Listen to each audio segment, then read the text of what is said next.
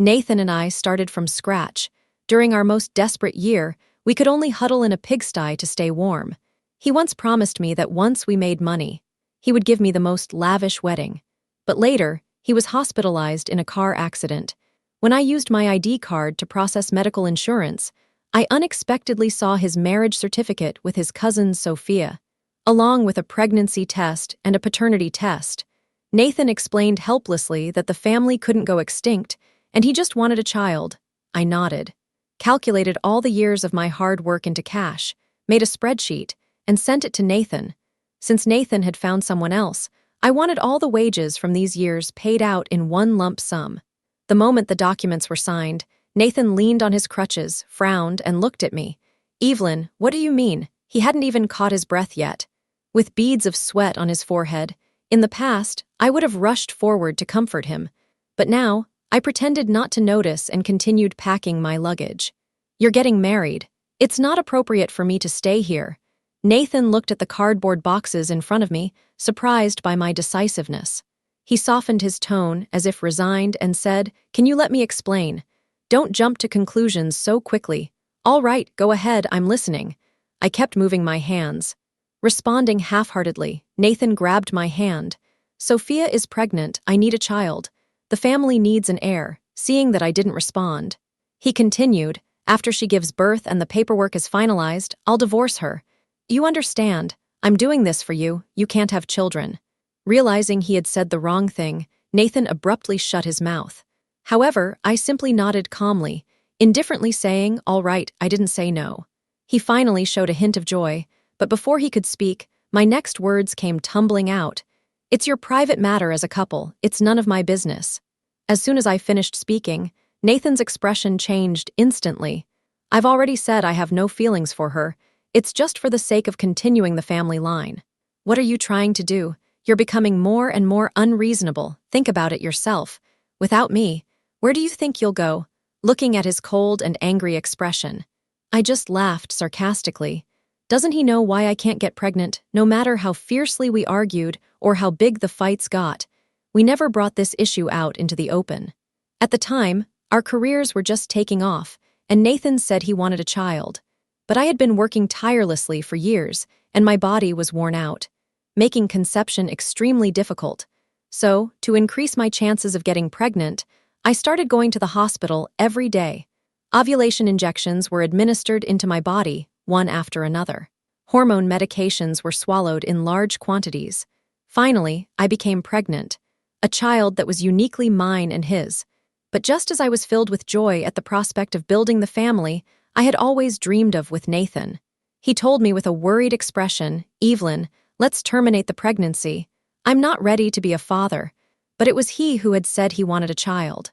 With the child gone, a rift formed between Nathan and me. Despite multiple attempts afterward, we never succeeded again. Seeing my expression, Nathan probably recalled the past. He softened his tone. "Evelyn, I was wrong to you in the past. But I promise that once the paperwork for the child is finalized, I will immediately divorce Sophia and ensure she never interferes with our lives again. For now, I ask you to endure this hardship. If there's any compensation you desire, just tell me and I'll fulfill it." I looked at him calmly. "Money. All the wages and dividends from these years. I want every penny transferred to my account. If you can't do that, we'll go through legal proceedings." After speaking, I picked up my few belongings. I got into the moving company's truck decisively. I didn't spare Nathan a single glance. He stood behind me, his voice suppressing his rage. "Evelyn, I've provided for you, clothed you, and now all I want is a child. Can't you even grant me this small request?" I have granted it, but the child I risked my life to conceive was killed by Nathan himself in my womb after moving and settling in. The next day, as I entered the company gates, I noticed the employees were looking at me strangely. I didn't pay much attention and headed toward my desk, but as soon as I opened the office door, a sticky perfume scent hit me. I furrowed my brows in confusion. The office, which had been decorated in black and white, was now entirely pink. The desk was covered with cute figurines, and the sofa was piled with various plush toys. The nameplate on the desk reads Sophia in large letters. This wasn't an office, it was a playground. A surge of anger welled up inside me. I stormed into Nathan's office. Why had my office been turned into Sophia's? I needed a reasonable explanation. Nathan wrapped his arm around Sophia's waist, smiling indifferently. Sophia likes your position and your desk, so I gave them to her. As for you, you can be Sophia's assistant. I snorted coldly. No wonder everyone had been looking at me strangely when I came in today. So it was this crazy couple causing trouble. I couldn't help but sneer. I've been handling all the business, and she's just a newbie. Does she even know what she's doing? Nathan, you've lived this long for nothing. You don't even care about the company's future. Nathan's face turned pale as I scolded him. My achievements over the years are there for everyone to see. He furrowed his brows and twitched his lips. Just as he was about to speak, Sophia sniffled, "Evelyn, are you blaming me for taking your position? But the company clearly belongs to Nathan. If Evelyn doesn't like me, I'll leave." Sophia cried and tried to run out. Nathan grabbed her by the arm, clenching his teeth, his forehead veins bulging. "Sophia is right. The company is mine. And I can give the office to whoever I want. It's none of your business to lecture me." He glared at me coldly. "Evelyn, kneel down and kowtow to Sophia to apologize right now. And I might consider keeping you. Otherwise what?" I cut him off, took off my name tag and threw it at his feet. No need for otherwise. "I'm quitting. I'll let you two dogs have each other." Seeing my defiance, Nathan's face turned pale with anger. He glared at me coldly. His eyes filled with a storm I had never seen before. Sophia let out a soft cry. "Evelyn, even if you want to argue with Nathan, you shouldn't threaten him with resignation. You know how much he cares about you." Hearing this, Nathan seemed to have found something. He sneered and walked over to shut the door. "Fine, if you want to quit, go ahead, but you must apologize to Sophia first. Otherwise, you won't be leaving here today." I held my breath, silently staring down Nathan. The next moment, I slapped him across the face. The employees and Sophia outside the door were all startled into silence. They never expected me to suddenly act so forcefully. I shook my stinging hand. "Nathan, did you forget that this company isn't just yours? If you dare touch me today, the emails in my inbox will be sent automatically tomorrow. Do you know what will happen then?" The HR department happened to bring my resignation letter. I ignored the rage building in Nathan's eyes, took the letter, and left decisively. Nathan gritted his teeth. "Evelyn, if you have the guts, don't ever come back. I'll be waiting for the day you beg me regret. I will never regret it. In fact, I feel that in the 20 years of my life, I have never made a more correct decision than today." 3 days later, I went to the mall to return the gift. Today was supposed to be our anniversary. Before the argument, I had prepared a wedding gift for him. Now that we've broken up, there's no need for the gift anymore. But I never expected that as soon as I arrived at the mall, I'd run into Nathan trying on a wedding dress with Sophia. The dress Sophia was wearing was the one I had specially customized. The wedding dress I had carefully prepared was now someone else's wedding gown. Nathan saw me and raised his chin slightly. "What, regretful? Want to come begging for forgiveness? Too late.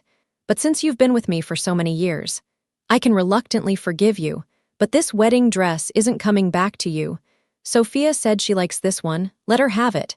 I didn't bother to respond, calmly handing the box to the staff. Then I turned to look at Nathan. "It's fine if she likes it, let her wear it. I don't care."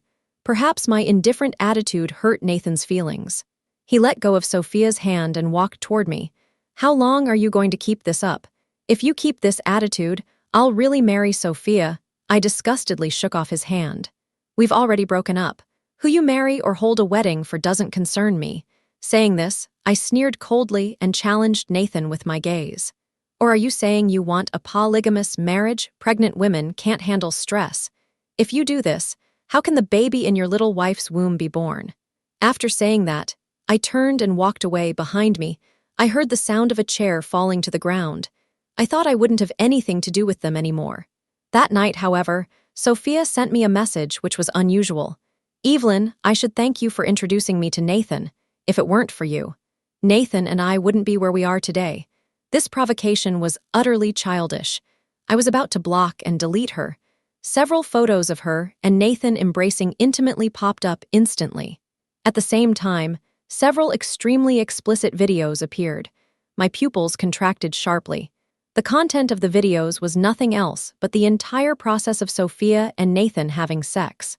And the time stamp was 7 years ago. That means it was right when Nathan and I had just started living together, and Sophia was staying with us. They were already sleeping together, and they did all these disgusting things right under my nose, just thinking about them sleeping in the same bed that Nathan and I shared. I couldn't stop vomiting. One was my first love, and the other was my cousin. How could they do such a disgusting thing? Seeing my silence, Sophia messaged me even faster. Her tone was even more triumphant. If Evelyn had managed to give birth to the child back then, it would probably be calling her Mombi now. Evelyn finally got pregnant, and the child was already formed, yet she was forced to have an abortion. Oh, what a pity. Suddenly, she changed the subject and looked at me challengingly. But Evelyn, do you know why Nathan wanted to abort your child to make me happy? He didn't go with you to the hospital because he was busy at work. It was because I was just pregnant, and he was afraid I'd be upset, so he insisted on staying with me. In an instant, the thread of reason in my mind snapped. I quickly got dressed. Just as I was about to go out to confront Nathan, the door was violently kicked open before I could react. Several burly men burst into the room. Nathan led a group of men into my home. They grabbed my arms and tried to drag me out. Nathan, what are you doing? Let go of me. Nathan glared at me with a menacing expression. Don't you know what you've done? Because you hired someone to beat Sophia, she had a premature birth and is now bleeding heavily. I looked at him in shock. You suspect me? What evidence do you have? After all these years together, I never thought he would lack even this much trust in me. Nathan's eyes were red and swollen, and he looked exhausted. Stop trying to justify yourself, Evelyn. Who else would target Sophia besides you? Since you did this, you must pay for it. Take her away. He dragged me into the hospital without another word. Your blood type matches Sophia's. There's still a chance to save her. You must ensure she gives birth to the child. My mouth was stuffed with a cloth, and I struggled violently, my cries muffled. Nathan clenched his teeth and slapped me hard across the face. My face was forced to the side. My teeth hit my cheek, and the taste of blood spread throughout my mouth. Evelyn, you better behave yourself. You can't have children, so you don't want others to either. I've already shown mercy by not sending you to the police station. What more do you want? He ordered someone to forcefully draw blood from me, even when the nurse said there was enough blood. He didn't stop and continued drawing. The extra blood is for backup. She made Sophia suffer so much, I must make her pay. The excessive blood loss left me pale and weak, and I was tossed aside like a piece of ragged cloth. Watching Nathan embrace Sophia and walk away, I pulled out my phone, dialed a number, and terminated all cooperation with Nathan Group. I'm willing to bring the core technology as equity. Nathan never came to find me. Because Sophia said her chest hurt, Nathan couldn't bear to embrace her, instead carefully comforting her. Even now, in this situation, Sophia was still pretending to be a delicate little flower. Nathan, it's okay. Evelyn is so angry. You should go comfort her. I just have a little pain in my chest and can't breathe. I can handle it alone. Nathan looked reluctant, but after thinking it over, he left Sophia where she was. Fine, it's a hospital. If you faint, the nurses will come to help you. After saying that, Nathan turned and left without looking back. His first thought was to go to the rental house to find me, but he didn't know that the moment I stepped out of the hospital, I had already decided to abandon everything from the past. Now, I was sitting in the car of my competitor. Victor drove while asking me with interest, no matter how many times I visited her. Evelyn never showed any intention of leaving her current company. Why did she suddenly decide to contact me today? I was editing the evidence I had about Nathan and Sophia's affair. I answered casually, I want to make money. The salary you offered is very satisfactory. A monthly salary of $500,000 isn't something everyone can offer. I saw Victor's sincerity, working with him. I'd only stand to gain. His words made Victor nod repeatedly. He was clearly satisfied with my answer, and he believed I had made an extremely wise decision. Dealing with smart people is always a pleasure. So, Evelyn, I'm looking forward to seeing your performance in the company. I moved into the luxurious residence Victor had arranged for me. Every facility here was extremely luxurious. Every corner showed signs of real money being poured into it. Nathan and I started from scratch, so we were naturally frugal in such matters. But when I saw the villa he bought for Sophia, I truly realized how foolish I had been. Nathan wasn't being frugal, he simply didn't want to spend money on me. Once he had money, status, and power, the first thing he did was abandon me, his wife of many years. He went seeking newer, younger thrills. I know that the elite circles are filled with endless temptations. I've been offered outrageous deals and men have schemed to get into my bed.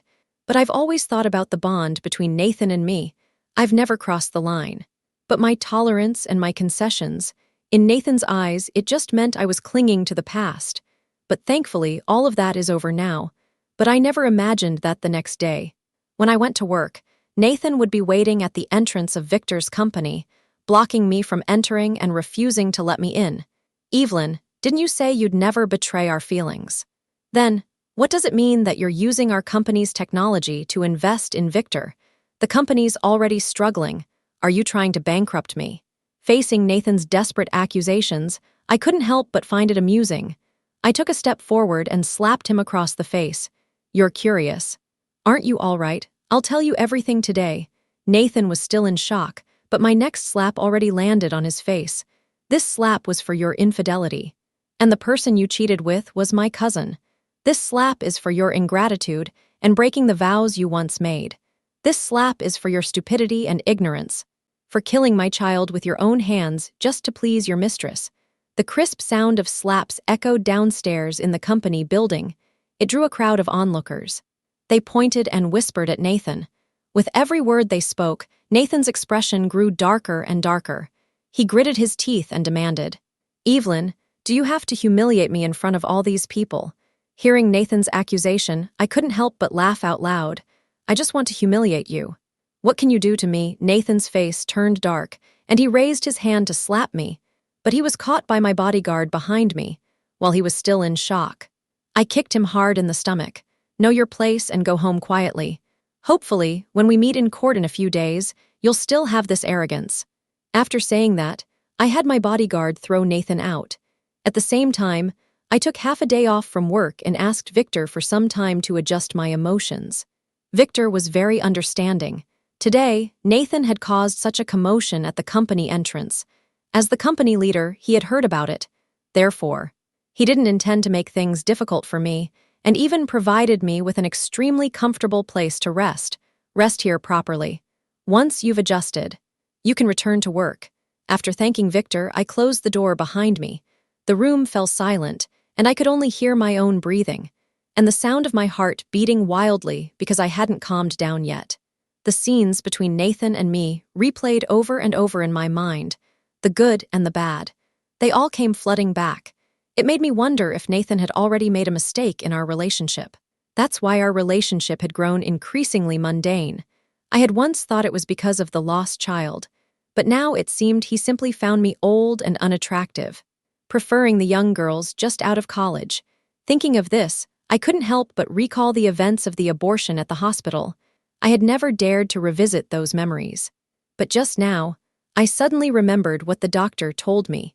Even if I hadn't gone to the hospital to have the abortion, the child wouldn't have been able to survive. Because even while he was still in my womb, he was already a stillborn baby. But I clearly remember during the prenatal checkup, the doctor had praised him, saying he was healthy. Now, everything is clear. It was Nathan who killed our child with his own hands. Just then, there was a knock on the door. Victor said Nathan was demanding to see me. He wants us to talk.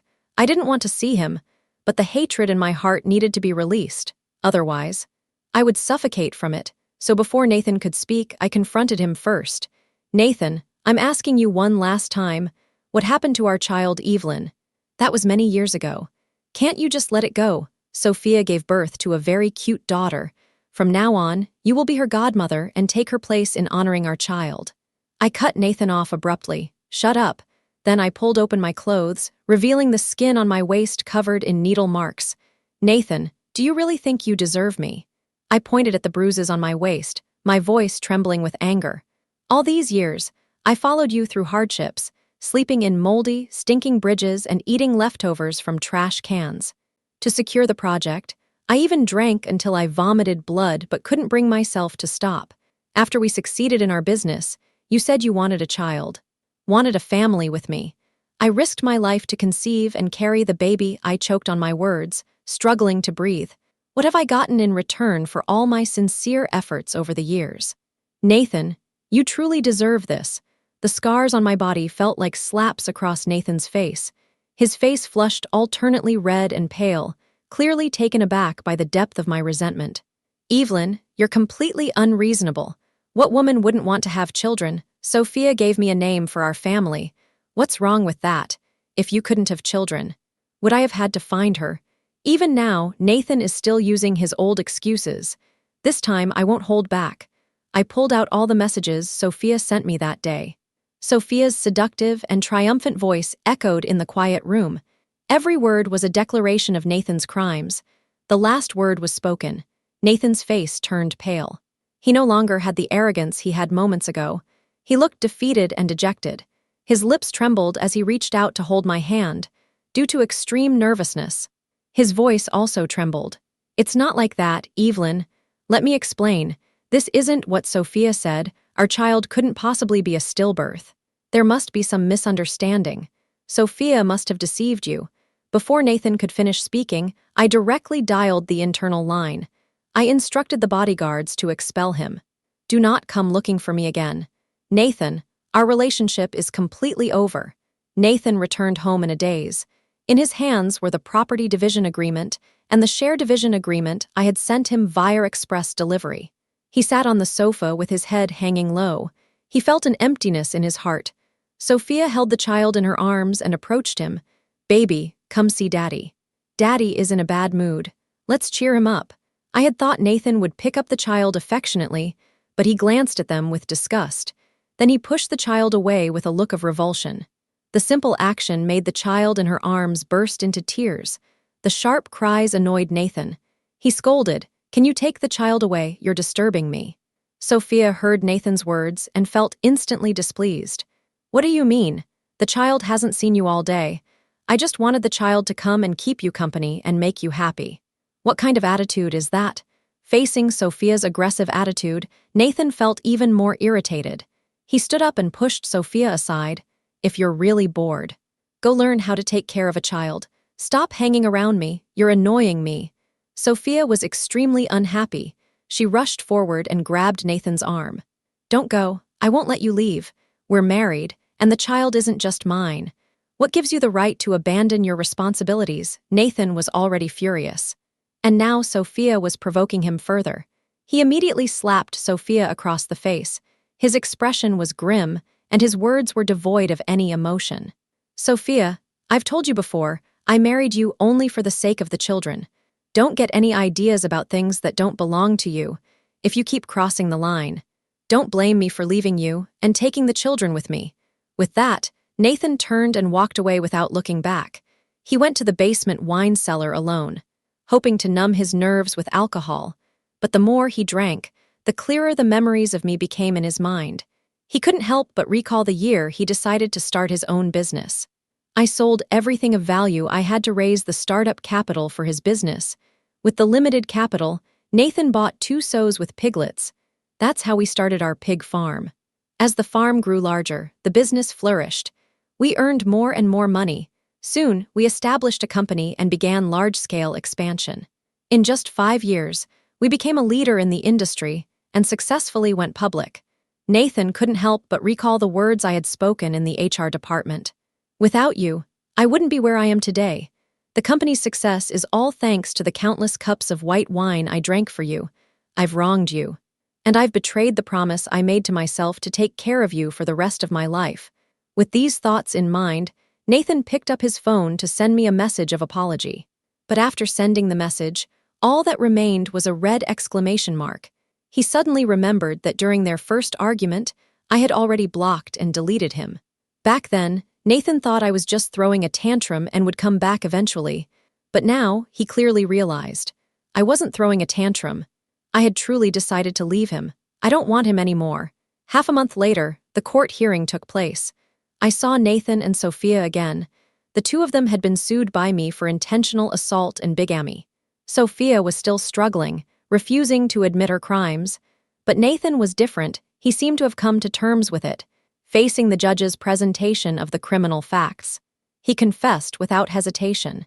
He even took the time to Chinese letter the sobbing Sophia, who was refusing to admit her crimes. In the end, no matter how much Sophia refused to admit it, she was arrested in court for intentional assault and bigamy. However, the court took into consideration that she had just given birth and needed to care for her child. She was granted a 1-year suspended sentence to be served after her child was old enough to no longer need breastfeeding.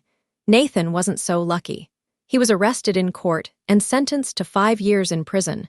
Before being taken away, he had someone send me a message, saying he wanted to see me one last time. To this, I had only one thing to say. I won't see him. Have him sign the agreement and transfer the money into the account on time. Otherwise, I don't mind extending his time in prison by a few years. In the end, I didn't go to see Nathan. I also didn't respond to the letters he had sent me every month through intermediaries. I lived comfortably and achieved significant accomplishments at Victor Group.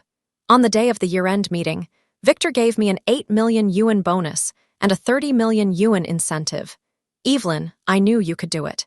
In just half a year, you managed to double the company's revenue. That's impressive. I smiled but didn't say anything. I downed the red wine in my glass in one gulp. Victor, I have something to do, so I'll be leaving now. After saying that, I turned and left decisively. I pretended not to notice the red velvet box in Victor's arms. I knew exactly what he was up to. After all these years in the business world, I could easily see through a man's little schemes, but I had no desire to enter into another relationship. So I pretended not to notice and turned away decisively. But I didn't expect to see an unexpected person outside the banquet hall. Sophia was holding a 6-month-old baby in her arms. She was wearing simple, tattered clothes. With a thud, she knelt directly in front of me. Evelyn, I beg you, spare us, mother and child. Please spare us and give us a chance to live. I felt completely baffled. I had no intention of acknowledging Sophia, but Sophia seemed determined not to let me go. She scrambled to grab my pant leg. She cried out hoarsely, Evelyn, I truly know I was wrong. My child and I can no longer go on living. Please stop oppressing us. Give us a chance to live. Sophia's shrieking voice was extremely loud, drawing many passing guests to gather around and watch. Everyone's disdainful glances fell on me. It was clear that they were deeply disgusted by my behavior. I didn't indulge Sophia either. I immediately kicked her away. What do you mean I didn't give you a way out? Wasn't that the path you chose yourself? Now you're coming back to blame me. Or do you think I should forgive you for sleeping with your sister's husband and having his child? These words caused an uproar in the room. Everyone was shocked by what I had said. At the same time, the looks people gave Sophia shifted from pity to disgust. In today's society, mistresses are universally despised. Sophia dared to act so brazenly in front of me, begging me to take care of the child she had with Nathan. It was utterly absurd. More and more onlookers gathered, and everyone began to morally condemn Sophia. Sophia was surrounded by the crowd, with no chance to defend herself. I took this opportunity to leave the venue and return home. In the days that followed, I deliberately avoided spending time alone with Victor. Finally, one day not long after, Victor stopped me as I was about to leave. He smiled awkwardly, but spoke sincerely and earnestly. Evelyn, I had unrealistic expectations of you before, but now I truly have no such intentions toward you. You don't need to avoid me anymore. Also, I'm getting married next month. Would you like to attend? I looked at the wedding invitation he handed me. I tucked it away neatly and responded with a professional smile. Sure, Victor, I'll be there on time. Days passed one after another. The company's prospects grew increasingly bright. After getting married, Victor shifted his focus entirely to his family. He barely paid any attention to the company anymore. Eventually, he simply handed over all decision-making authority, big and small, to me alone. I once asked Victor, giving the company to me was like handing over his life. I asked him if he regretted it, because if I ever ran away, he'd have nothing left. Victor held his child in his arms, his right hand intertwined with his wife's. If you were that kind of person, I wouldn't have bothered to visit you 3 times. I smiled wryly. You're right. If I were the kind of person who would run off with the money, I wouldn't have let Nathan wait so long for nothing. If it weren't for his car accident, I wouldn't have discovered that he and Sophia had gotten married. I wouldn't have discovered that they had a child together. None of the subsequent events would have occurred. Life went on as usual, and under my leadership, the company grew increasingly prosperous. By the time Nathan was released from prison, I had become the industry's acknowledged female tyrant. When it came to making decisions, I was unwavering, and no one could sway my emotions. The next time I saw Nathan was on my way home. The sky turned against us, and a heavy rain began to fall. I was stuck in the middle of the road. The tires were stuck in the mud, and I couldn't move at all. That's when Nathan appeared. He was wearing a sanitation worker's uniform, and one of his legs was limping. He was wearing a straw hat and awkwardly helping me push the car. If the wind hadn't blown his hat off, I wouldn't have recognized him as Nathan. The first time he saw me, he timidly lowered his head. It was clear he didn't want to look at me. I pretended not to recognize him, but when I tried to leave, Nathan caught up with me. "Evelyn, so many years have passed, but I can't let go of you. For the sake of our past, will you forgive me? I truly know I was wrong. As long as you're willing to start over with me, I'll be your ox or your horse." I stared at him for a long time before responding calmly, "Sorry, I don't have the habit of going back on my word." Then, I gave him a challenging look, scanning his body up and down. "Besides, the way you are now, you don't deserve me." Perhaps those words hit Nathan too hard. He stood there dumbfounded for a long time, unable to snap out of it. By the time he came to his senses, I had already driven away. Upon returning home, my assistant handed me the investigation results. "Evelyn, the matter has been thoroughly investigated. After Nathan was released from prison, several senior executives left the company, taking with them a large number of core technologies and technical personnel. Nathan Group had already declared bankruptcy 3 years ago. Nathan refused to face the truth, took out high-interest loans, but his startup failed, leaving him with a broken leg and no legal status. All he can do now is take on simple, day labor jobs like street cleaning." I took off my hair dryer cap and said casually, "All right, I understand. You can go now. Notify everyone to attend the meeting tomorrow at 10 a.m. sharp. The big order from Europe must be secured by the end of this week." That evening, the bank card I had saved money in with Nathan back then showed a deposit of 30 million yuan. Actually, I hadn't used that card in a long time. I couldn't even remember it existed. But now, looking at the transfer note, "Evelyn, I know you hate me and will never forgive me in this lifetime. But I still want to apologize to you. Whether you can forgive me or not is up to you. This is the last of my possessions.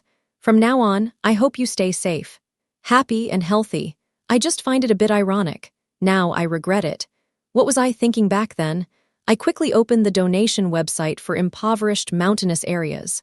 Without a second thought, I transferred all the money. Even though I don't want the person, I'll take their money. At least it can be put to good use. For example, to build 50 Hope schools in impoverished mountainous areas.